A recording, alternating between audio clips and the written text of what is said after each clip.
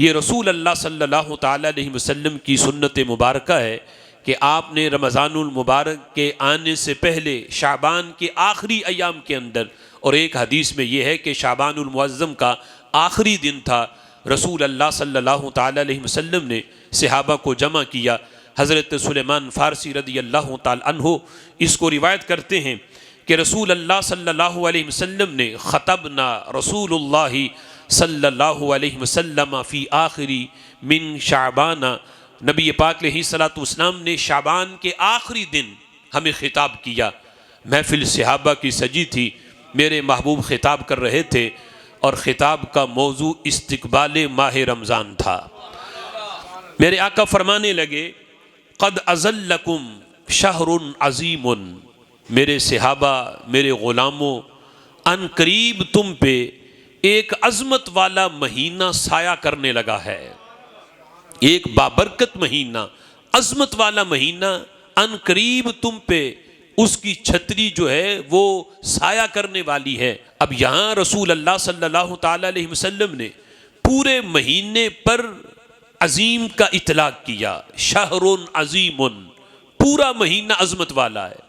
یہ نہیں کہا کہ ایسا مہینہ آنے والا ہے جس کی صرف سحری عظمت والی ہے، جس کی صرف افطاری عظمت والی ہے، جس کا صرف تراویح کا وقت عظمت والا ہے، نہیں، فرمایا شہر عظیم، اس کا ہر لمحے میں عظمت ہے، اس کی سحری میں بھی عظمت ہے، افطاری میں بھی عظمت، اس کی فجر میں بھی عظمت، ظہر میں بھی عظمت، اس کی عصر مغرب عشاء، اس کے ہر لمحے میں عظمت، اس کے جاگنے میں بھی عظمت، اس میں سونے میں بھی عظمت۔ کہ جو اس مہینے کا ادب کرے، احترام کرے، اس کے تقاضے پورے کرے، روزے رکھے، دن روزے میں بسر ہو، رات تراویح قیام میں بسر ہو، اللہ اس مہینے کا ادب جو کرتا ہے اسے بھی عظمت والا بنا دیتا ہے۔ میرے آقا فرماتے ہیں شہر عظیم، یہ مہینہ عظیم بھی ہے، شہر مبارکن، یہ مہینہ برکت والا بھی ہے۔ مبارکن مفعول ہے، برکت دیا ہوا ہے، یعنی یہ مہینہ ایسا ہے کہ جسے برکت ملی ہوئی ہے۔ یہ پورے کا پورا مہینہ اپنے اندر برکت کو سمیٹے ہوئے ہے۔ اب جو برکت لینا چاہے اسے اس مہینے کے تقاضوں کو پورا کرنا پڑے گا۔ رسول اللہ صلی اللہ تعالی علیہ وسلم نے پہلے اجمالی طور پر بیان کیا کہ یہ مہینہ برکت والا ہے، اور پھر تفصیلاً بیان کیا کہ برکت کیسے کیسے آئی اور کہاں کہاں سے آئی اور کس کس لمحے میں برکت آئی۔ میرے آقا فرماتے ہیں جعل اللہ صیامہ فریدۃ وقیام لیلہ تطوعا، رب ذوالجلال نے اس مہینے کے دن کا جو روزہ ہے اس کی شرعی حیثیت یہ ہے کہ اللہ نے اس کو فرض بنایا، اور اس کی رات کے قیام کو اللہ نے نفل بنایا۔ دن کا روزہ اس کی حیثیت فرض والی ہے، رات والے قیام کی حیثیت جو تراویح میں ہے اس کی حیثیت نفل والی ہے۔ لیکن فرمایا مہینہ اتنا برکت والا ہے، فرض والا کام کرو پھر بھی ثواب وہ ملتا ہے، نفلی کام کرو پھر بھی اجر وہ ہی عطا فرماتا ہے۔ اور یہ بخاری کی حدیث ہے، میرے آقا فرماتے ہیں من صام رمضان ایمانا واحتسابا غفر له ما تقدم من ذنبی، فرمایا جو رمضان کا روزہ رکھے ایمان کے ساتھ اور ثواب کی نیت کے ساتھ، جو رمضان کا روزہ رکھتا ہے اللہ اس کے پچھلے سارے گناہ معاف فرما دیتا ہے۔ من قام رمضان ایمانا واحتسابا غفر له ما تقدم من ذنبہ، فرمایا جو اس کی رات کو قیام کرے یعنی تراویح پڑھے اللہ اس کے بھی اگلے پچھلے گناہوں کو معاف فرما دیتا ہے۔ اب دیکھو کتنی برکت ہے، ایک ہے کام فرض والا جو روزہ ہے اس پہ بھی یہ اجر مل رہا ہے کہ بندے کے گناہ معاف ہوتے ہیں، اور دوسرا یہ ہے کہ اب سوال پیدا ہو رہا ہوگا کہ جب روزہ رکھنے سے جب گناہ معاف ہو گئے تو پھر کیا ضرورت ہے تراویح پڑھنے کی، گناہ تو پہلے سے معاف ہیں، اب تراویح کی کیا ضرورت ہے؟ تو اس کا جواب یہ ہے کہ جب گناہ باقی نہ رہیں، معاف ہو جائیں، تو پھر جب نفلی کام کریں گے تو اللہ نیکیوں میں برکت دیتا ہے، درجات بڑھا دیتا ہے، اللہ درجات بڑھا دیتا ہے۔ تو یہ عظمت ہے اس ماہ مبارک کی کہ روزہ رکھو پھر بھی ثواب ہے، رات کو تراویح پڑھو تو پھر بھی برکت ملتی ہے۔ یہاں تک کہ میرے آقا فرماتے ہیں یہ مہینہ اتنا برکت دیا ہوا ہے، اس میں اگر تم بیج بوگے نفل والا، نفل کا بیج کاشت کرو گے، لیکن فصل جب پکے گی تو فرضوں والی پک کے تیار ہوگی۔ بیج بویا تھا نفل والا، یعنی پڑے نفل تھے، لیکن نامہ اعمال میں ثواب نفل کا نہیں لکھتا رب ذوالجلال۔ ان ایام کے اندر نفلی کاموں پر بھی ثواب فرض والا ملتا ہے۔ اور فرض پڑھنے پہ ثواب کتنا ہے؟ میرے آقا فرماتے ہیں جو ایک فرض پڑھے رب ذوالجلال رمضان کے علاوہ دنوں کے اندر 70 فرض پڑھنے کے برابر ہے۔ اس میں ایک فرض پڑھنا ایسا ہے کہ دیگر ایام کے اندر بندہ 70 فرض پڑھے اور رمضان میں صرف ایک پڑھ لے تو اللہ ایک پڑھنے پہ 70 فرائض کا ثواب عطا فرما دیتا ہے۔ شہر عظیم شہر مبارک فہو شہر الصبر، فرمایا یہ مہینہ برکت والا بھی ہے اور یہ مہینہ صبر والا بھی ہے۔ شہر الصبر، صبر والا مہینہ۔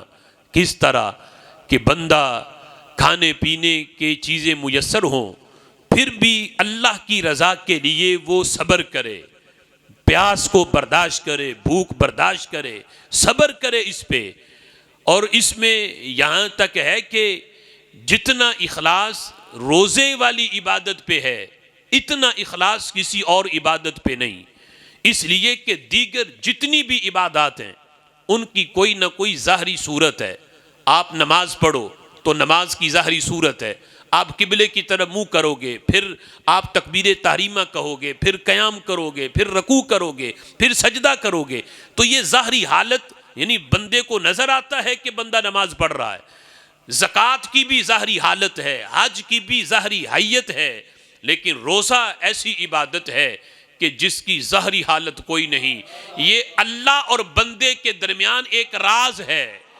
بندہ بند کوٹری میں ہو، گھر میں کوئی رشتہ دار نہ ہو، کوئی دیکھنے والا نہ ہو، کھانے پینے کا سامان بھی موجود ہو، پھر بھی بندہ رکا ہوا ہو حالت روزہ میں، وہ یہ نہیں سوچتا کہ کوئی دیکھنے والا نہیں چلو کھا لوں، وہ سوچتا ہے کہ وہ تو دیکھ رہا ہے جس کے لیے میں بھوکا ہوں، جس کے لیے میں نے روزہ رکھا ہوا ہے۔ لا تأخذہ سنۃ ولا نوم، وہ ہے جسے نہ نیند آتی ہے نہ اونگ آتی ہے، وہ تو دیکھ رہا ہے۔ لہٰذا نماز میں بندہ چاہ کر بھی صحیح اخلاص کے ساتھ ہو سکتا ہے نہ نماز پڑھ سکے، کوئی ریا آ جائے، چونکہ نماز کی ظاہری حالت ہے، زکوٰۃ دیتے ہوئے بھی ریا آ جائے، دکھاوا آ جائے، لیکن روزہ ایسی عبادت ہے کہ بندہ چاہ کر بھی دکھاوا نہیں کر سکتا۔ اور فرمایا میرے محبوب نے وَالصَّبْرُ صَوَابُهُ الْجَنَّةُ، فرمایا جو اس پہ صبر کرتا ہے صبر کا ثواب جنت کے سوا کوئی ہے ہی نہیں، صبر کا اجر جنت کے سوا کچھ نہیں۔ اور میرے آقا علیہ الصلوۃ والسلام نے یہ بیان کیا، اور اللہ فرماتا ہے ان اللہ مع الصابرین، حالانکہ اللہ نمازیوں کے ساتھ بھی ہے، حاجیوں کے ساتھ بھی ہے، اللہ تو زکوٰۃ دینے والوں کے ساتھ بھی ہے، لیکن اللہ نے اپنی معیت کسی کے ساتھ بیان نہیں کی، بیان کی ہے تو صبر کرنے والے کے ساتھ بیان کی ہے۔ ان اللہ مع الصابرین، رب ذوالجلال تو ہر ایک سے شاہ رگ سے بھی زیادہ قریب ہے، لیکن بندہ غفلت کی وجہ سے اللہ کا قرب محسوس نہیں کرتا۔ لیکن جس وقت وہ روزہ رکھتا ہے یہ ایسی عبادت ہے کہ بندہ اپنے اندر یہ محسوس کرتا ہے کہ مجھے رب کا قرب میسر ہے، بندہ اپنے آپ کو رب کے قرب میں پاتا ہے، قرب محسوس کرتا ہے کہ مجھے رب کا قرب مل رہا ہے۔ تو روزہ یہ واحد ایسی عبادت ہے کہ جس میں رب ذوالجلال بندے کو سب سے زیادہ اپنا قرب خاص عطا فرما دیتا ہے۔ فرمایا وَهُوَ شَهْرُ الْمُوَاسَاةِ، فرمایا کہ یہ ہمدردی کا مہینہ ہے، ہمدردی کرنے کا مہینہ، کہ ایک بندہ جس کو اللہ نے دولت بھی دی ہوئی ہے وہ چاہے تو ایک ایک وقت میں کئی انواع کے کھانے کھا سکتا ہے، لیکن رب ذوالجلال نے اس پہ رمضان کے روزے فرض کیے، اب وہ سحری سے لے کے افطاری تک سب کچھ پاس ہونے کے باوجود بھی کچھ نہیں کھاتا، یعنی گویا کہ وہ بھوکا رہ کے ایک طرح کی ان لوگوں کے ساتھ جو ندار ہیں، کھا نہیں سکتے، غریب ہیں، کمزور ہیں، مسکین ہیں، ان کے ساتھ ہمدردی کرتا ہے، اور اس کی یہ حالت گویا کہ رب ذوالجلال اسے ہمدردی میں شمار فرماتا ہے۔ تو میرے آقا علیہ الصلوۃ والسلام فرماتے ہیں، اور پھر اس میں بندے کو بھوکا رہ کے دوسرے بھوکے رہنے والوں کا احساس ہوتا ہے۔ ایک ہے نا کہ روزہ نہ ہو، معمولی سی بھی بھوک لگے اور بندے کے پاس ہر طرح کی سہولت موجود ہو، وہ معمولی بھوک بھی برداشت نہیں کرتا، فوراً کوئی نہ کوئی چیز کھاتا ہے۔ لیکن یہاں اس نے افطاری تک پابندی ہے کہ کچھ نہیں کھانا، اب اسے بھوک کا احساس ہوتا ہے، اب اسے پتہ چلتا ہے کہ بھوکا رہنے میں کتنی مشکل ہے، کتنی تکلیف ہوتی ہے، پیاس برداشت کرنے میں کتنی تکلیف ہے۔ اسے اس کے دل کے اندر پھر غریبوں کے بارے میں احساس پیدا ہوتا ہے کہ میں تو صبح سے لے کے شام تک میں بھوک برداشت نہیں کر سکا، اتنی شدت کی بھوک لگ گئی۔ تو وہ جن کے گھروں میں 3 دن چولہے نہیں جلتے اور 3 دن تک فاقے رہتے ہیں، اور کئی دن تک ان کے گھر کے اندر چولہے کے اندر آگ نہیں جلتی، ان لوگوں کا بھوک کی وجہ سے حال کیا ہوگا۔ اللہ پھر ان کے دلوں کے اندر، امیروں کے دلوں میں یہ نرمی پیدا کرتا ہے، احساس پیدا کرتا ہے، وہ اپنا مال پھر خرچ کرتے ہیں غریبوں پہ۔ اس لیے میرے آقا علیہ الصلوۃ والسلام فرماتے ہیں کہ وَهُوَ شَهْرُ الْمُوَاسَاةِ، کہ یہ ہمدردی کرنے کا مہینہ ہے۔ حضرت بشر حافی رحمۃ اللہ علیہ بہت بڑے اللہ کے ولی گزرے ہیں، بغداد شریف کے اندر ان کا جو ہے وہ مزار مبارک ہے۔ حضرت بشر حافی رحمۃ اللہ علیہ وہ سخت سردی کے موسم کے اندر کانپ رہے تھے، حالانکہ گرم کپڑے پاس پڑے تھے۔ کسی نے دیکھا، کہا کہ اے بشر حافی، پاس کپڑے پڑے ہیں، آپ انہیں پہن لیں، کیوں سردی کے اندر آپ کانپ رہے ہیں؟ تو حضرت بشر حافی نے کیا جواب دیا؟ فرمانے لگے، یا اخی الفقراء کثیر ولیس لی طاقت مواساتہم بالثیاب، کہنے لگے کہ اے میرے بھائی، میں کپڑے اس لیے نہیں پہن رہا کہ جو غریب ہیں، فقیر ہیں، فقراء کی تعداد بہت زیادہ ہے، اور میرے اندر طاقت نہیں کہ میں سب کو کپڑے پہنا سکوں، اس لیے میں بھی کپڑے پاس رکھ کے ان کے ساتھ ہمدردی کر رہا ہوں کہ تمہارے پاس پہننے کے لیے کوئی نہیں ہے، میں پاس رکھ کے کہہ رہا ہوں جب تم نے نہیں پہنے تو بشر حافی بھی نہیں پہنے گا۔ کہا کہ یہ ایک ہمدردی کرنے کا ان کے ساتھ ایک طریقہ ہے، غریبوں کے ساتھ، ناداروں کے ساتھ۔ تو اس لیے رسول اللہ صلی اللہ تعالیٰ علیہ وسلم فرماتے ہیں وَهُوَ شَهْرُ الْمَوَاسَاةِ، فرمایا یہ ہمدردی کرنے کا مہینہ ہے۔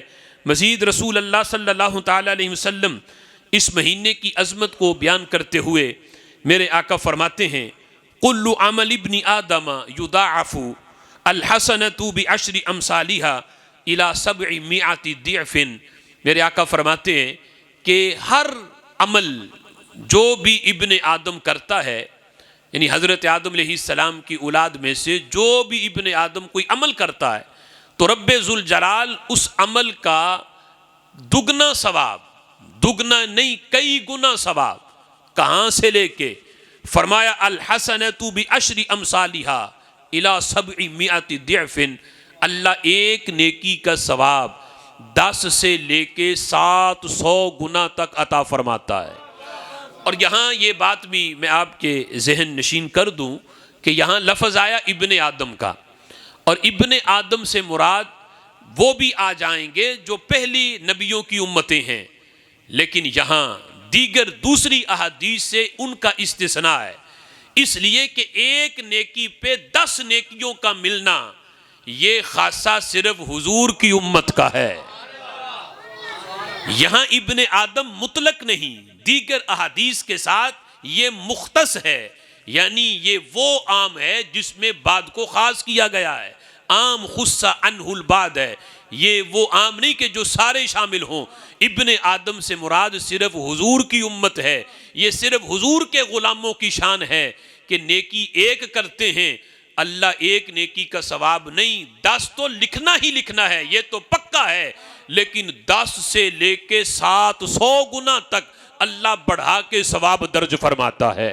ہر عمل کو بیان کیا جس میں نماز بھی ہے، جس میں حج بھی ہے، جس میں زکوٰۃ بھی ہے، جس میں عمرہ بھی ہے، جس میں صدقہ خیرات بھی ہے، لیکن رب نے ہے یہ حدیث قدسی لیکن رب ذوالجلال نے روزے کو نکال لیا. لیکن اللہ فرماتا ہے الا الصوم، ہر عمل میں روزہ نہیں آتا، الا الصوم، روزہ سوائے روزے کے. اب سوال پیدا ہوا کہ پھر روزے کا ثواب کیا ہے؟ اللہ فرماتا ہے فَإِنَّهُ لِي وَأَنَا أَجْزِي بِهِ، فرمایا روزہ میرے لیے ہے، اس کی جزا بھی میں ہی دیتا ہوں. روزہ میرے لیے ہے، اس کا بدلہ میں ہی دیتا ہوں. اب سوال پھر پیدا ہوا کہ ہر عمل کا بدلہ تو رب ہی دیتا ہے، کوئی نہ نماز کا بدلہ کوئی فرشتہ نہیں دیتا، اس کا بدل بھی رب ہی دیتا ہے، لیکن روزے کو خاص کیوں کیا؟ تو جواب یہ ہے جب بندہ نماز پڑھتا ہے تو رب ذوالجلال فرشتوں سے فرماتا ہے فرشتوں اس کے کھاتے میں اتنی نیکیاں لکھ دو. کوئی صدقہ خیرات کرتا ہے اللہ فرماتا ہے اس کے کھاتے میں اتنی نیکیاں لکھ دو. حج کرتا ہے تو اللہ فرماتا ہے اتنا ثواب لکھ دو.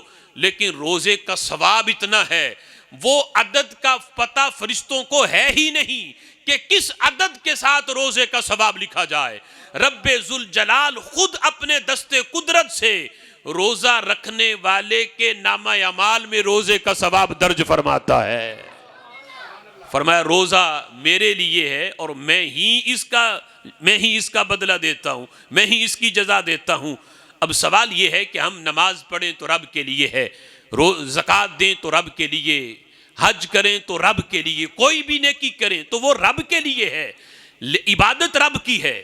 لیکن اللہ نے روزے کو خاص کیوں کیا کہ روزہ میرے لیے ہے؟ تو اس کا ایک جواب یہ ہے کہ رب ذوالجلال کو وہ عبادت بڑی محبوب ہے جس میں ریاکاری نہ ہو، جس میں دکھاوا نہ ہو. دیگر عبادات میں دکھاوا ہو سکتا ہے، روزے میں چاہ کے بھی دکھاوا نہیں ہو سکتا. اس لیے رب ذوالجلال ایسی عبادت کو سب سے زیادہ پسند کرتا ہے. اس لیے اللہ فرماتا ہے روزہ میرے لیے ہے، میں ہی اس کی جزا دیتا ہوں. اور پھر دیگر جتنے بھی معبودان باطلہ تھے، جھوٹے خدا، ان کے لیے ساری عبادتیں کی گئیں، سجدہ بھی ان کو کیا گیا، ان کے سامنے لوگ ہاتھ باندھ کے بھی کھڑے ہوئے، ان کے سامنے جھکے بھی، سجدے بھی کیے، ان کے نام پہ لوگوں نے مال بھی دیے، ان کا طواف بھی کیا گیا. لیکن روزہ ایسی عبادت ہے کسی بھی جھوٹے خدا کے لیے روزہ نہیں رکھا گیا. اس لیے اللہ اسے اتنا پسند کرتا ہے کہ جھوٹے خداؤں کے لیے یہ نہیں رکھا گیا، یہ جس نے بھی رکھا ہے میری ذات کے لیے رکھا ہے، میری رضا کے لیے رکھا ہے. اس لیے فرمایا الصوم لی وانا اجزی بہ، فرمایا روزہ میرے لیے ہے اور میں ہی اس کی جزا دیتا ہوں. روزہ جہاں بندے کی روحانی پاور کو بڑھاتا ہے، وہاں روزہ بندے کی جسمانی جو بیماری ہے اس کو بھی دور کرتا ہے. روحانی پاور تو اس سے یوں بڑھتی ہے کہ آپ رمضان کا جو لفظ ہے اس پہ اگر غور کریں تو اس کے بارے میں دو قول ہیں. ایک قول یہ ہے کہ لفظ رمضان جو ہے یہ رمضان سے مشتق ہے. رمضان اس کا اگر لغت کے اندر معنی دیکھیں تو معنی اس کا یہ ہے جو لوہار کی بھٹی ہے جس پہ لوہے کو گرم کیا جاتا ہے لوہے کا زنگ اتارنے کے لیے، اسے عربی میں رمضان کہتے ہیں. اسی سے رمضان بنا. جس طرح لوہے کو گرم کرنے سے زنگ اترتا ہے، جو رمضان کے روزے رکھے اللہ اس کے دل کے زنگ کو دور فرما دیتا ہے. پورا سال گناہ کر کر کے جو دل پہ زنگ لگ جاتا ہے، حدیث پاک میں آتا ہے جب جو ہے کوئی انسان جو مکلف ہے شریعت کا وہ گناہ کرتا ہے، اس کے دل پہ ایک سیاہ نقطہ لگ جاتا ہے، اور جس وقت وہ توبہ کرتا ہے تو پھر وہ نقطہ مٹ جاتا ہے. لیکن اگر توبہ نہ کرے، گناہ پہ گناہ کرتا جائے تو ہر گناہ پہ سیاہ نقطہ لگتا رہتا ہے، یہاں تک کہ دل اس کا سیاہ ہو جاتا ہے، دل زنگ آلود ہو جاتا ہے. اب زنگ اتارنے کا طریقہ میرے محبوب بتا رہے ہیں، رمضان کے روزے رکھو، پورا سال گناہ کر کر کے جو دل کو زنگ لگا ہے، دن کو روزہ رکھو، رات کو تراویح پڑھو اور قرآن کی کثرت سے تلاوت کرو، اللہ تمہارے دل کا زنگ اتار کے وہی چمکدار دل تمہیں عطا فرما دے گا. دوسرا اس کا جو مشتق ہے وہ ہے رمدن. رمدن کا اگر لغت کے اندر معنی دیکھیں تو اس کا مطلب یہ ہے موسم خزاں کے اندر جو بارش برستی ہے پہلے ہوا چلتی ہے، پتے جھڑتے ہیں، پھر بارش برستی ہے، درختوں پہ جو گرد و غبار ہوتا ہے وہ بارش کی وجہ سے دھل جاتا ہے، اور اس بارش کے بعد پھر بہار کی ہوا چلتی ہے اور درختوں پہ سرسبز و شاداب پتے نکلتے ہیں، ہریالی چھا جاتی ہے۔ تو رمضان اس بارش کو کہتے ہیں، اسی سے رمضان بنا۔ جو رمضان کے روزے رکھے، اس کا ادب اور احترام کرے، سارا سال گناہ کر کر کے جو دل پہ زنگ آلود ہو چکا ہے، جو گرد و غبار پڑ چکا ہے، اس مہینے کا ادب کرو، اللہ رحمت کی بارش برسائے گا، سارا گرد و غبار اتر جائے گا۔ نتیجہ یہ نکلے گا کہ عید کے اجتماع کے اندر وہ نورانی دل لے کے اور چمکتا چہرہ لے کے بندہ عید کے اجتماع کے اندر موجود ہوگا۔ تو فرمایا کہ جس طرح یہ روحانی پاور کو بڑھاتا ہے یہ مہینہ، اسی طرح یہ مہینہ بندے کی جسمانی پاور بھی بڑھاتا ہے۔ صلی اللہ علیہ وسلم فرماتے ہیں، گارنٹی دی میرے محبوب نے، آج اگر ڈاکٹر یہ کہیں کہ معمولی بیماری پہ روزہ رکھو تو مزید بیمار ہوں گے، انہیں یہ میرے محبوب کا فرمان سناؤ۔ حضور فرماتے ہیں، سومو تصحو، روزہ رکھو صحت مند ہو جاؤ گے۔ یہ گارنٹی ہے میرے محبوب کی۔ آج ڈاکٹروں کی باتیں غلط ہو سکتی ہیں، لیکن میرے محبوب کی زبان سے نکلی ہوئی بات غلط نہیں ہو سکتی۔ وَمَا يَنْتِقُ عَنِ الْهَوَىٰ إِنْ هُوَ إِلَّا وَحْيٌ يُوحَىٰ، جب تک وحی نہ آئے ان کی زبان تو حرکت میں نہیں آتی۔ وہ زبان جس کو سب کن کی کنجی کہیں، اس کی نافذ حکومت پہ لاکھوں سلام۔ تیرے منہ سے جو نکلی وہ بات ہو کے رہی، جو کہا دن کو رات تو شام ہو کے رہی، وہ تو زبان ایسی ہے، وہ ان کی زبان سے تو کچھ غلط نکلتا ہی نہیں۔ میرے آقا فرماتے، سومو تصحو، روزہ رکھو اللہ تمہیں صحت مند بنا دے گا۔ ایک نصرانی آیا حضرت امام زین العابدین رضی اللہ تعالیٰ عنہ کے پاس، آ کے کہنے لگا کہ علم کی دو قسمیں ہیں، ایک قسم علم کی علم الادیان ہے، دوسری علم الابدان ہے۔ تمہارے قرآن کے اندر علم الادیان تو ہے لیکن علم الابدان نہیں، یعنی دین کا علم تو ہے لیکن علم الابدان یعنی جو بدن کا علم ہے، طب کا جو علم ہے، یہ تمہارے قرآن کے اندر نہیں ہے۔ تم کہتے ہو ہماری کتاب بڑی جامع ہے، لہٰذا جب اس میں طب کے بارے میں کچھ ملتا ہی نہیں تو تمہارا یہ قرآن جامع ہی نہ رہا۔ اب آیا ہے ان کے پاس جن تک فیض پہنچا ہے علم کے شہر کے دروازے کا، باب المدینۃ العلم، حضرت مولا علی رضی اللہ تعالی عنہ، ان کے جو فرزند ہیں حضرت امام زین العابدین، پوتے ہیں حضرت مولا علی رضی اللہ تعالیٰ عنہ کے، تو آپ اس سے فرمانے لگے، اے نصرانی تو کہتا ہے کہ پورے قرآن کے اندر اللہ نے طب کے بارے میں کچھ بھی بیان نہیں کیا۔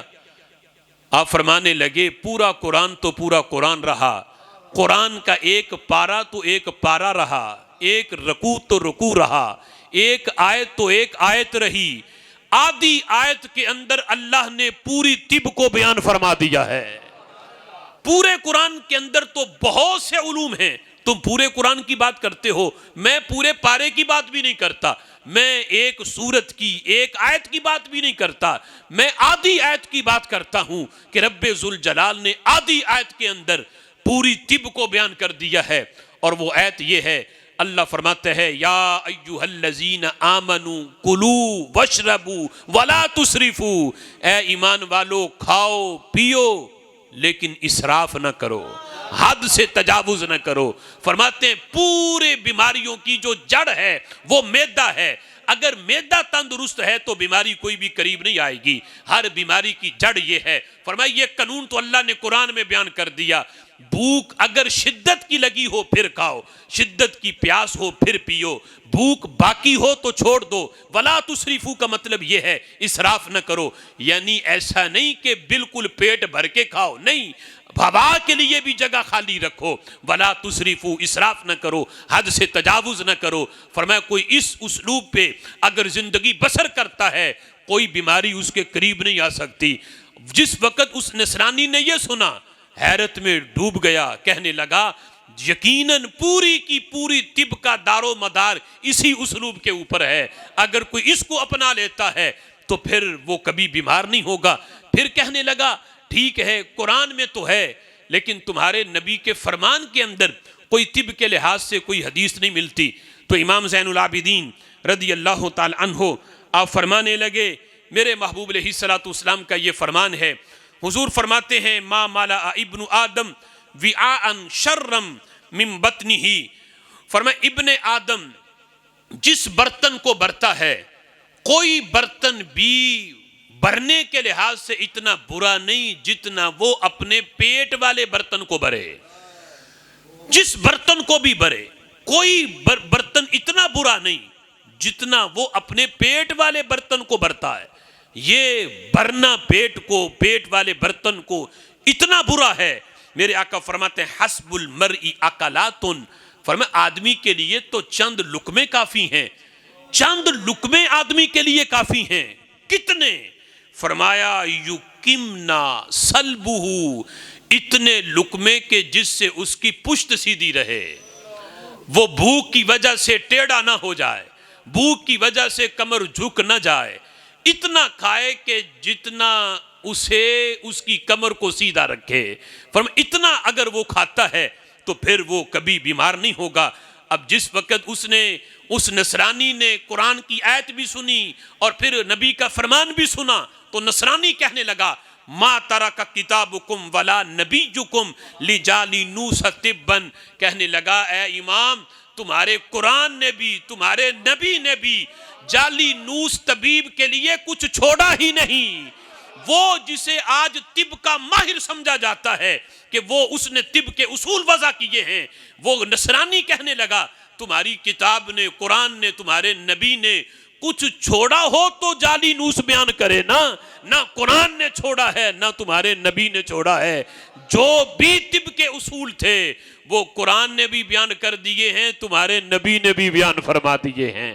حضرت مجدد الفسانی رحمت اللہ علیہ، حضرت مجدد پاک رحمت اللہ علیہ، وہ بھی رمضان المبارک کی عظمتوں کو بیان کرتے ہوئے آپ اپنے ملفوظات کے اندر ارشاد فرماتے ہیں جامع جمیع خیرات و برکات است، رمضان المبارک کا جو مہینہ ہے یہ پورے کا پورا مہینہ برکت والا ہے، یہ برکتوں کا جامع ہے، ہر خیر کا جامع ہے اور ہر برکت کا جامع ہے رمضان کا مہینہ۔ یہ لفظ ہیں جامع جمیع خیرات و برکات، ہر برکت اور ہر خیر کا یہ جامع ہے۔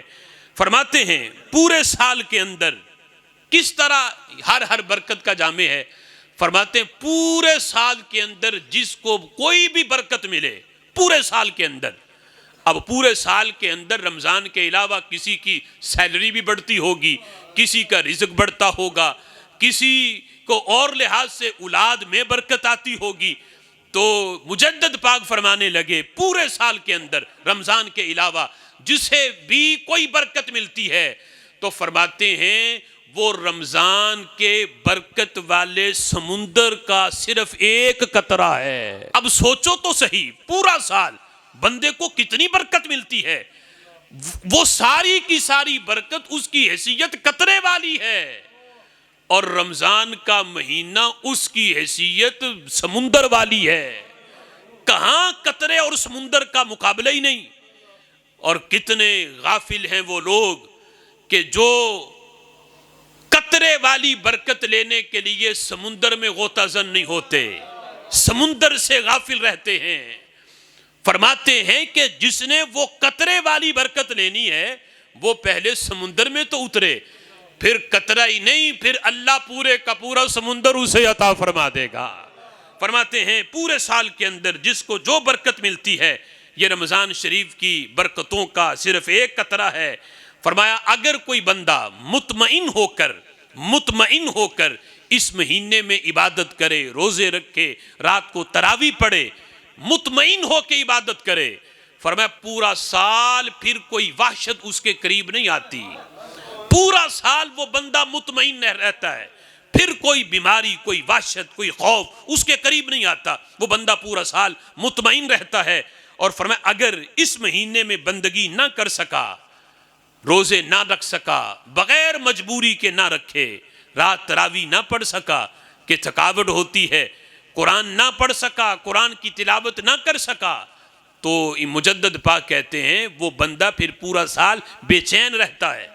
اب چین پانے کے لیے پھر وہ عاملوں کے پاس جاتا ہے. بڑی بے چینی ہے, کاروبار میں برکت نہیں, فلاں چیز میں برکت نہیں, گھر میں سکون نہیں, گھر میں ناچاکی ہے.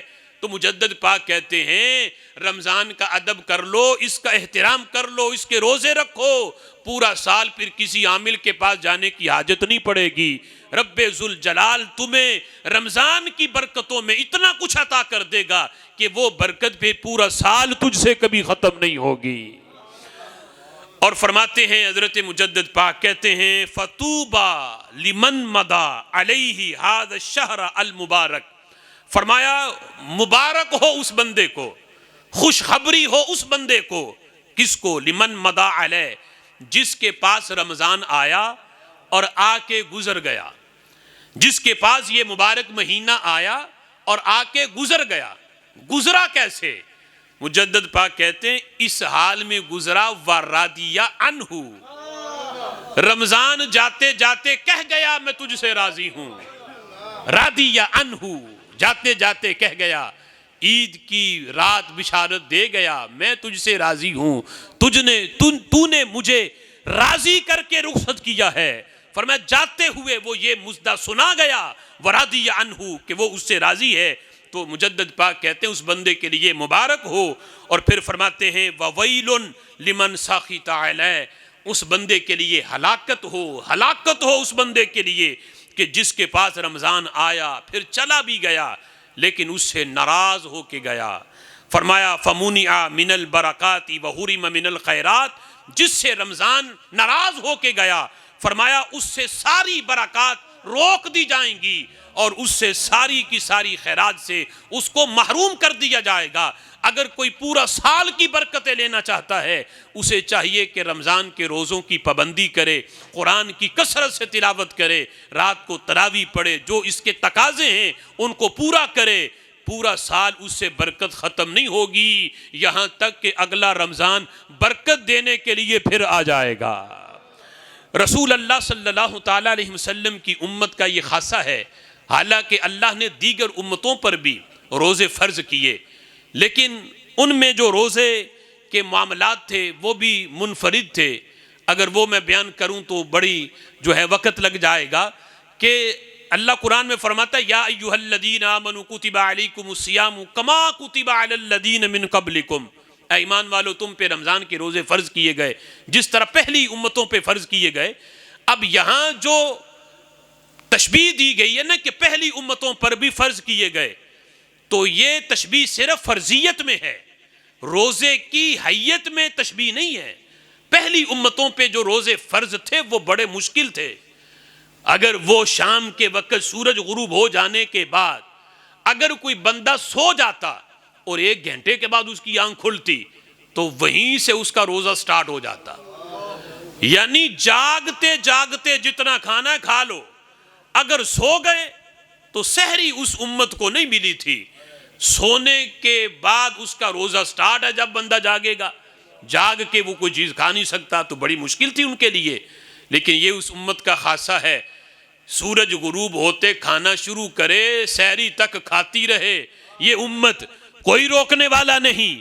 میرے آقا نے یہاں تک بیان کیا, فرمایا سحری کرو اس لیے کہ اللہ نے سحری میں تمہارے لیے برکت رکھ دی ہے.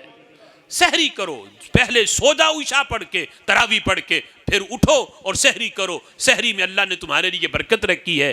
اور پھر روزہ ایسا نہیں کہ دیگر پہ جو فرض تھا انہیں چھوٹ کوئی نہیں تھی, نہ کسی مسافر کے لیے چھوٹ تھی نہ مریض کے لیے. لیکن یہ اس امت پہ اللہ کی کتنی مہربانیاں ہیں, شفقتیں ہیں. بیمار کو رخصت دے دی, مسافر کو رخصت دے دی, اور فرمایا اگر تم ان ایام کے اندر کوئی بیمار روزہ نہیں رکھ سکتا, گرمی کے دن لمبے ہوتے ہیں, گرم ہوتے ہیں, اگر کوئی بیمار ان میں روزہ نہیں رکھ سکتا, سردیوں میں جا کے رکھ سکتا ہے تو وہ ان میں نہ رکھے, وہ چھوٹے دنوں میں اس کی قضا کر لے, رب ذوالجلال پھر بھی قبول فرما لے گا. یعنی اس حد تک اس امت کو نرمی دی گئی. یہ اس امت کا خاصہ ہے. یہاں تک میرے آقا فرماتے ہیں افطاری کے وقت جو روزے دار کے منہ سے معدہ خالی رہنے کی وجہ سے سمیل آتی ہے, جو بو آتی ہے, ہم اسے مجبوری ہے ترجمے کی کہ میں بو کہہ رہا ہوں، حالانکہ یہ تو خوشبو ہے، اور اتنی ہے، میرے آقا فرماتے ہیں اللہ کستوری کی خوشبو سے بھی اتنا پیار نہیں کرتا جتنا روزے دار کے منہ سے آنے والی خوشبو سے پیار کرتا ہے۔ کہ روزے دار کی عظمت کتنی ہے، اس کا نماز پڑھنا، قرآن کی تلاوت کرنا تو رب کو محبوب ہے ہی، لیکن وہ رب کی وجہ سے بھوکا رہا، پیاسا رہا، اب وہ معدے سے بھوک کی وجہ سے جو سمیل لائی، تو رب ذوالجلال فرماتا ہے گھبرانا، مجھے تو تیری یہ سمیل بھی بڑی محبوب ہے، یہ خوشبو بھی مجھے کستوری سے بھی زیادہ، کہیں زیادہ محبوب ہے۔ یہاں تک میرے آقا علیہ السلام فرماتے ہیں کہ روزے دار اگر روزہ رکھ کے سو جائے، تھکاوٹ ہے، نمازوں کا اہتمام کر کے فارغ وقت میں سو جائے، فرمایا پھر بھی نیکیوں کا میٹر بند نہیں ہوتا، روزے دار سوئے تو پھر بھی نیکیوں کا میٹر چلتا رہتا ہے۔ اب اس پہ کچھ آئمہ نے کہ روزے دار کے منہ سے جو خوشبو ہے اللہ کو کستوری کی خوشبو سے زیادہ پسند ہے، اس میں آئمہ نے اختلاف کیا کہ روزے دار جو ہے وہ افطاری کا جو وقت قریب ہوتا ہے، یعنی عصر کے بعد جو بالکل روزہ افطار کرنے کا وقت قریب ہے، تو اس وقت مسواک کر سکتا ہے یا نہیں، چونکہ اس وقت سمیل زیادہ آئے گی کہ بالکل بھوک لگنے کا وہ آخری وقت، انتہا والا وقت آ گیا، تو اس وقت کوئی مسواک کر سکتا ہے کہ نہیں۔ امام شافعی رحمۃ اللہ علیہ نے اسی حدیث کے پیش نظر کہا چونکہ اللہ اس خوشبو کو پسند کرتا ہے، لہٰذا اس کو دور کرنے کے لیے بندہ مسواک نہ کرے، مسواک نہ کرے، چونکہ یہ سمیل کو ظاہر ہو جائے گی، اللہ اس کو پسند کرتا ہے۔ اور قیاس کیا انہوں نے کہ جس طرح کوئی شہید ہے اور وہ شہید ہو جائے تو حکم یہ ہے کہ اس کے خون کو دھویا نہ جائے، اسے غسل نہ دیا جائے، اگر خون میں لت پت ہے تو اسی طرح انہی کپڑوں کے اندر اس شہید کو دفن کر دیا جائے۔ لیکن اس کا جواب ہمارے امام اعظم ابو حنیفہ رحمۃ اللہ علیہ نے دیا۔ آپ فرماتے ہیں امام شافعی کا یہ قیاس درست نہیں، جو انہوں نے روزے دار کے منہ سے آنے والی خوشبو کو شہید کے خون پہ قیاس کیا، یہ درست نہیں۔ فرمانے لگے روزے دار کے منہ سے آنے والی بو جو ہے یہ عبادت کا اثر ہے، یہ عبادت کا اثر ہے، اور عبادت میں اخفاء چاہیے، پوشیدگی چاہیے کہ وہ لوگوں کے سامنے ظاہر نہ ہو، جتنی چھپ کے کی جائے رب کو اتنی پسند ہے۔ اس لیے امام اعظم کہتے ہیں کہ وہ مسواک کرے، اس کے لیے جائز ہے مسواک کرنا، کہ یہ بو جو آ رہی ہے یہ عبادت کا اثر ہے، اور عبادت کے اثر کو چھپانا چاہیے، اللہ اسے پسند کرتا ہے کہ عبادت والے اثر کو چھپا کے رکھے، اور شہید کا خون یہ ظلم کا اثر ہے، اور ظلم کے اثر کو چھپانا نہیں چاہیے، یہ تو دکھانا چاہیے کہ فلاں نے یہ ظلم کیا ہے۔